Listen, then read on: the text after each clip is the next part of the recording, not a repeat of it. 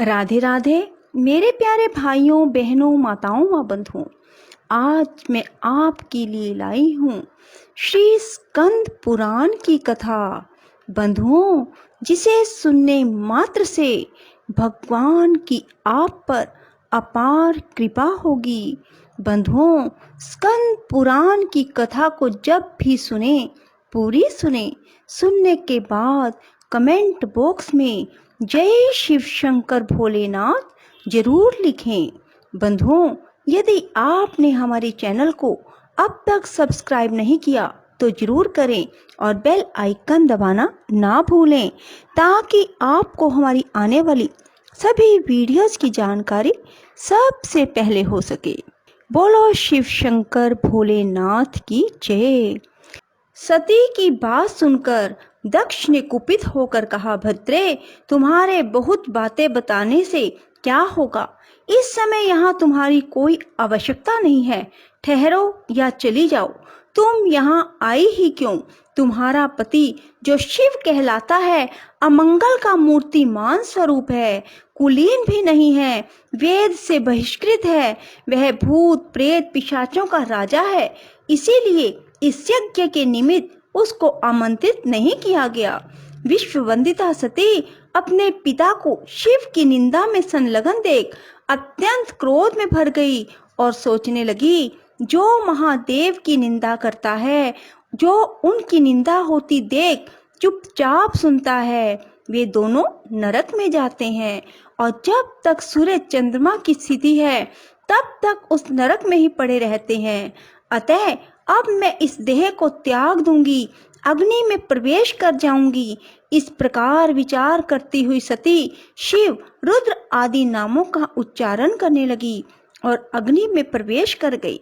यह देख उनके साथ आए हुए समस्त शिवगण हाहाकार करने लगे। ऋषि इंद्र आदि देवता, मरुदगण, विश्वदेव, अश्विनी कुमार, संपूर्ण लोकपाल अवाक हो गए। दक्ष यज्ञ में सम्मिलित हुए सभी ऋषि मुनि इस घटना से भयभीत हो उठे। इसी बीच में महात्मा नारद जी ने महादेव जी के पास जाकर दक्ष की सारी करतूत कह सुनाई। सुनकर भयंकर पराक्रम प्रकट करने वाले परम क्रोधवान जगदीश्वर भगवान रुद्र बहुत ही कुपित हुए। लोक संहारकारी रुद्र ने अपनी जटा उखाड़कर उसे पर्वत के शिखर पर क्रोध पूर्वक दे मारा। जटा उखाड़ने से महायशस्वी वीरभद्र प्रकट हुए। साथ ही करोड़ों भूतों से घिरी हुई काली का भी प्रकट हुआ। महात्मा रुद्र के क्रोध और निश्वास से सैकड़ों प्रकार के ज्वर, 13 प्रकार के सन्निपात रोग उत्पन्न हुए।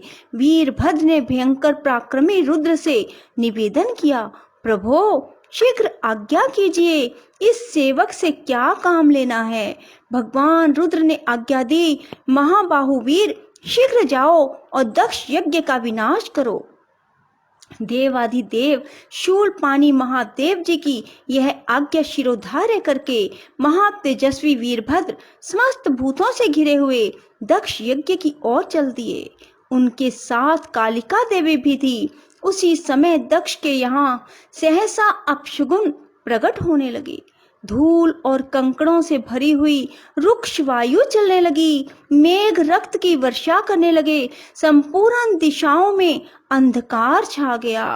पृथ्वी पर सहस्त्र उल्कापात होने लगे। इस प्रकार के अनिष्ट सूचक उत्पात वहां देवता आदि को दिखाई दिए। दक्ष को भी बड़ा भय हुआ। वे भगवान विष्णु की शरण में गए और विनय पूर्वक कहने लगे, महाविष्णु, आप हमारे परम गुरु हैं, रक्षा कीजिए, रक्षा कीजिए सुरश्रेष्ठ, आप ही यज्ञ हैं, इस महान भय से मुझे मुक्त कीजिए।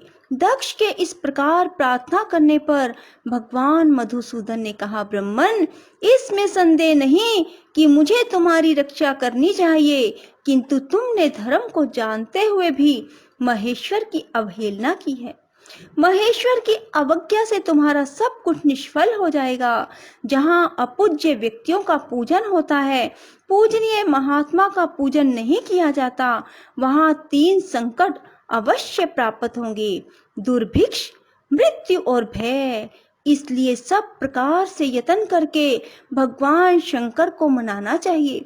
तुम्हारे यज्ञ में महेश्वर का सम्मान नहीं किया गया है, इसी कारण यह महान भय उपस्थित हुआ है। इस समय तो हम सब लोग मिलकर भी इस भय का निवारण करने में समर्थ नहीं हैं। यह सब कुछ तुम्हारी दुर्गति के कारण हो रहा है। भगवान विष्णु का यह वचन सुनकर दक्ष चिंतित हो उठे। उनका मुख सूख गया। इतने में ही अपनी सेना से घिरे हुए महातेजस्वी वीरभद्र भी आ पहुंचे। उनके साथ काली, कात्यायनी, ईशानी, चामुंडा, मर्दिनी, भद्रकाली, भद्रा, त्वरिता तथा वैष्णवी, ये नव दुर्गाएं तथा भूतों का महान समुदाय भी था। शाकनी, डाकिनी, भूत, प्रमथ, गुहक, कुष्मांड, करपट, वटुक, ब्रह्म राक्षस, भैरव, क्षेत्रपाल, राक्षस, यक्ष, विनायक तथा 64 योगिनियों का मंडल, ये सब उस महान प्रकाश में यज्ञ मंडप में सहसा प्रकट हो गए। भगवान शंकर के उन पार्षदों ने देवताओं के साथ युद्ध किया। लोकपालों सहित देवताओं ने भी शिव गणों पर अस्त्र शस्त्रों से प्रहार किया। यद्यपि वे लाखों की संख्या में थे, तथापि इंद्र आदि लोकपालों ने उन्हें रण से विमुख कर दिया। उस समय देवताओं की विजय और यजमान के संतोष के लिए महर्षि भृगु ने शिव गणों के प्रति उच्चाटन का प्रयोग किया।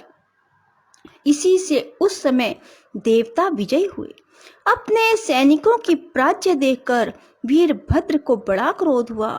उन्होंने भूतों, प्रेतों, पिशाचों को पीछे करके विषभस्य को आगे किया और स्वयं भी आगे आ गया।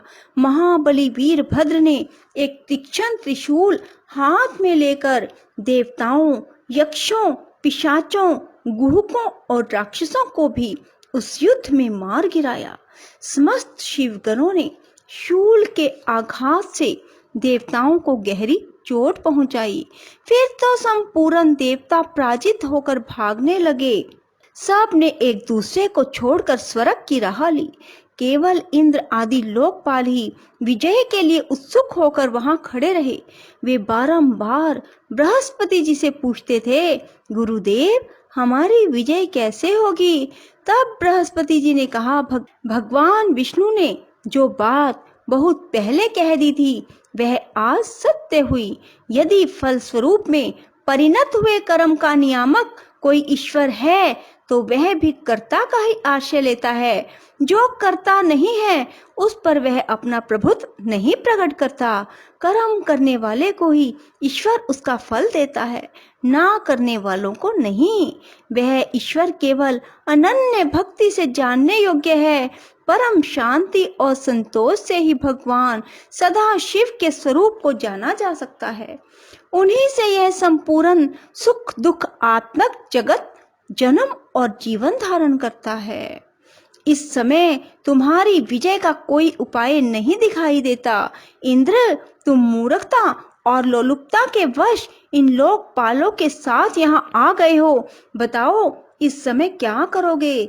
ये परम शोभायमान गण भगवान शिव के किंकर हैं। वे ही इनके सहायक हैं। ये महाभाग कुपित होने पर जब संहार आरंभ करते हैं तब किसी को शेष नहीं छोड़ते। बृहस्पति जी का कथन सुनकर वे संपूर्ण देवता, लोकपाल, इंद्र भी चिंता में डूब गए। तदंतर शिव गणों से घिरे हुए वीरभद्र ने कहा, तुम सब देवता मूर्खता के कारण यहाँ भेंट लेने के लिए आ गए हो। मेरे निकट तो आओ, मैं तुम्हें भेंट देता हूँ। सखे इंद्र, मित्रवर सूर्य, चंद्रमा, धन अध्यक्ष कुबेर, पाशधारी वरुण, मृत्यो, यमुना के बड़े भाई यमराज, मैं आप लोगों की तृप्ति के लिए शीघ्र ही भेंट अर्पित करूंगा। यूं कहकर क्रोध में भरे वीरभद्र ने सब देवताओं पर बाणों की बौछार आरंभ की। उन बाणों के आघात से पीड़ित होकर वे सब के सब दसों दिशाओं में भाग गए। लोकपालों की और देवताओं के पलायन कर जाने पर भगवान विष्णु भी चले गए। वीरभद्र अपने गणों के साथ यज्ञशाला में आए। उस समय देवता, ऋषि तथा अन्य जो यज्ञोपजीवी लोग थे, उन सब को भगवान शिव के गणों ने परास्त कर दिया। महर्षि भृगु को धरती पर पटक कर उनकी दाढ़ी और मूछ नोच ली। पूषा ने दांत दिखाकर हंसी उड़ाई थी। शिव गणों ने उनके सारे दांत उखाड़ लिए। अग्नि पत्नी स्वधा और स्वाहा को भी अपमानित किया और क्रोध में भरकर उन्होंने भी ऐसे ऐसे बर्ताव किए जो वाणी द्वारा कहने योग्य नहीं है।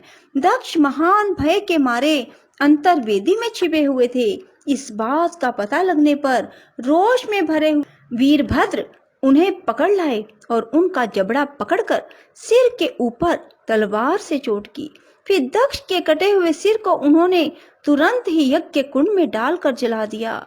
उस यज्ञशाला में दूसरे दूसरे जो देवता, पितृ, ऋषि, यक्ष और राक्षस रह गए थे, वे सब शिवगणों के उपद्रव से भयभीत होकर चले।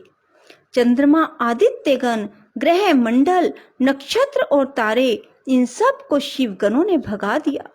ब्रह्मा जी अपने पुत्र दक्ष के शोक से पीड़ित होकर सत्यलोक को चले गए। वहां स्वस्थ चित्त से विचार करने लगे, अब मुझे क्या करना चाहिए। इस अपमान के कारण ब्रह्मा जी को शांति नहीं मिलती थी। यह सब कुछ उस दक्ष के ही पाप का फल है। यह जानकर पितामह ने कैलाश पर्वत पर जाने का निश्चय किया। महातेजस्वी ब्रह्मा जी हंस पर आरूढ़ हो सब देवताओं के साथ पर्वत श्रेष्ठ कैलाश पर गए। वहां उन्होंने नंदी के साथ एकांत में बैठे हुए भगवान सदाशिव का दर्शन किया।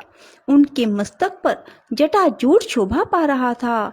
भगवान शिव को देखकर ब्रह्मा जी दंड की भांति पृथ्वी पर पड़ गए और अपना अपराध क्षमा कराने के लिए उद्यत हो अपने चारों मुकुटों से भगवान शिव के चरणार बिंद का स्पर्श करते हुए उनकी स्तुति करने लगे। शेष अगले अध्याय में।